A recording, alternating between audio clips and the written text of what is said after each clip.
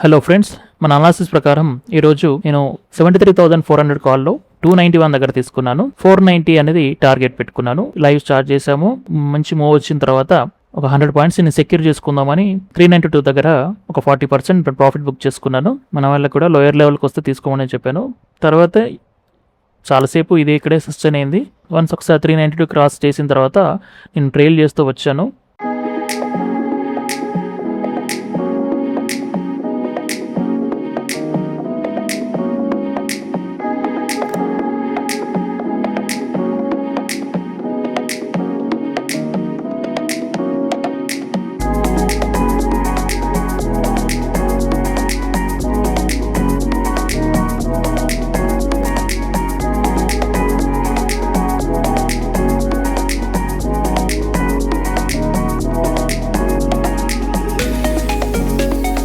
$490 అనేది దీంట్లో టార్గెట్ ఇందులో హిట్ అయింది.